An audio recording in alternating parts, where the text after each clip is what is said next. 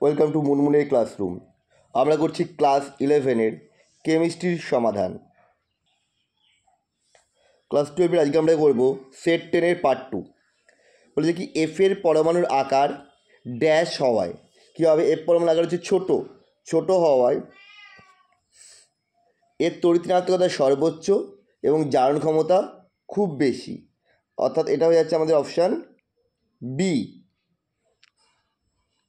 পরেরটা, bleaching powder, freon 12, phosgene 5 carbonic gas, এর মধ্যে সাধারণ মূল হচ্ছে প্রত্যেকটাতে আমরা দেখতে পাচ্ছি ক্লোরিন আছে, সাধারণ মূল হলো ক্লোরিন। XCF6 আদ্য বিশ্লেষণে কোন যৌগ উৎপন্ন হয় না? XCO4 উৎপন্ন হয় না। চলো পরেরটা দেখি। বিবৃতি 1, XCF6 XC এর সংকরণ অবস্থা কী হবে? sp3d3। এটা কি? এটা হচ্ছে সঠিক। কেন না, এক্সিতে ইলেকট্রনের সংখ্যা কত হবে? এটা কক্ষণে এই যে মান কত হবে? কক্ষের অংশ কক্ষকের সংখ্যা, সংকরণ অংশ কক্ষের সংখ্যা half into V plus x. V কত? 8, যোজক ইলেকট্রন সংখ্যা এক্স। এক্স একযোজী পরমাণুর সংখ্যা 6। এটা ক্যাটাগরি নেই, তাহলে এটাই আসছে 8 আর 6 যোগ করলে আসছে 10, 14, 14/2 করে মানে আসছে 7। 7 মানে এটা হয়ে যাচ্ছে sp3d3। প্রথমটা সঠিক। দ্বিতীয় পার্টটা কি আছে দেখি। XCF6 এর গঠন আকৃতি বিকৃত অষ্টতলকীয় এবং XC পর্যন্ত একটি নিঃসরণ।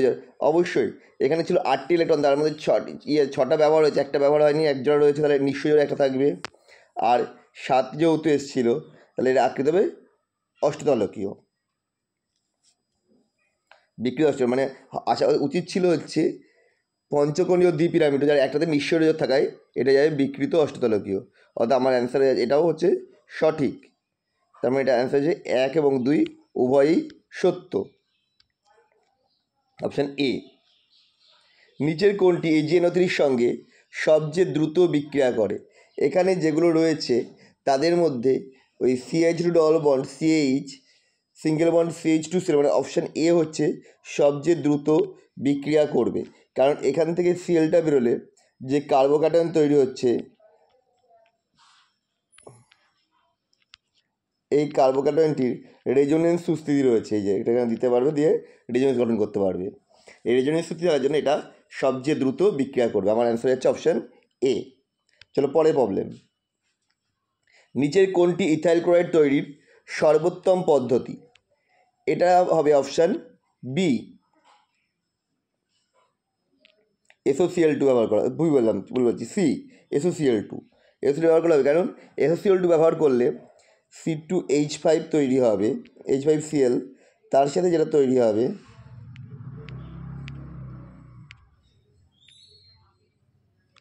তো SO2, এটা গ্যাস হয়ে বেরিয়ে যাবে, প্লাস তৈরি হবে HCl, এটাও গ্যাস হয়ে বেরিয়ে যাবে।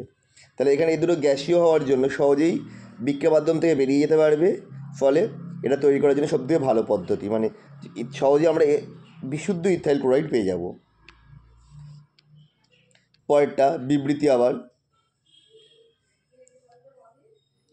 মিথাইল ক্লোরাইড অপেক্ষা বেনজাইল ক্লোরাইড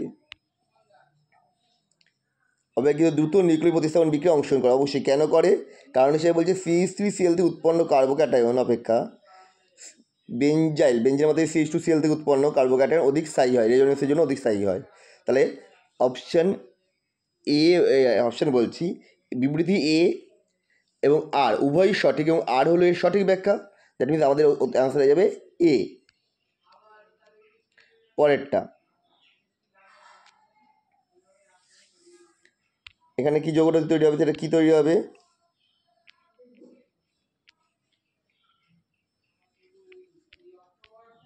এই যৌগটা হচ্ছে বিয়ারটার কোনো সমস্যা হবে না, বিয়ারটা যেমন আছে তেমন থেকে যাবে, কিন্তু এইখানে নিচের মানে CH2 সাথে যে বিয়ারটা ছিল ইথাইলের, ওটার বদলে SH ঢুকে যাবে, NaBr বেরিয়ে যাবে, SH ঢুকে যাবে। অর্থাৎ এই হচ্ছে আমাদের অপশান বি। ডিডি সংক্রান্ত কোন বিবৃতিটি সঠিক নয়? বলেছে DDT অ্যানাফিলিস মশাকে ধ্বংস করে, সঠিক। এটি ক্লোরোবেনজিন, ক্লোরাল ও গাঢ় স্তূপের বিক্রিয়া উৎপন্ন, এটাও সঠিক। এটি চর্বিতে দ্রবীভূত হয় না, এইটা কিন্তু ভুল, এটা চর্বিতে দ্রবীভূত থাকে। এটি মাছের শরীরে সঞ্চিত থাকে এবং মাছের মাধ্যমে মানবদেহে শরীরে প্রবেশ করে, এটাও সঠিক। সবকটাই সঠিক, শুধু সিটা ভুল। আমার অ্যান্সার যাচ্ছে সি। চলো পরের কোশ্চেন দেখি।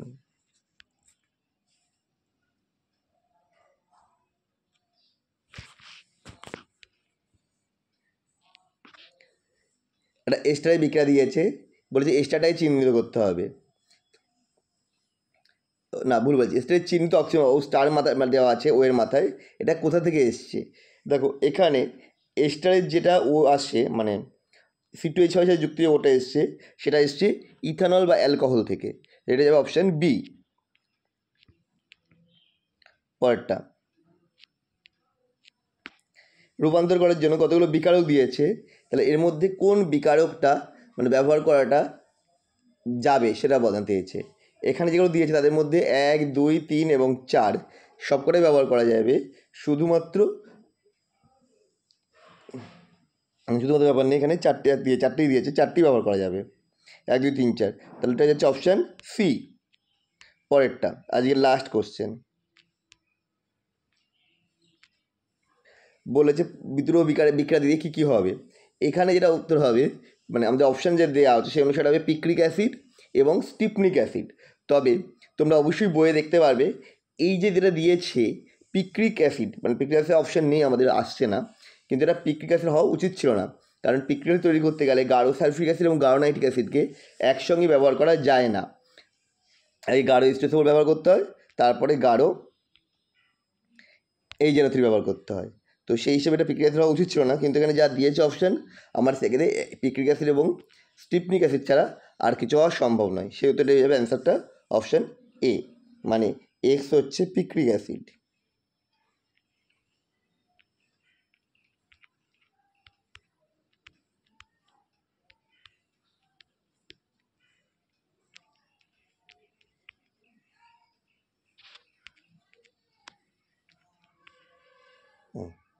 আর বি হচ্ছে স্টিফনিক অ্যাসিড, কিছুই না, স্টিফনিক অ্যাসিডে এখানে আরেকটা ওই চলে আসবে।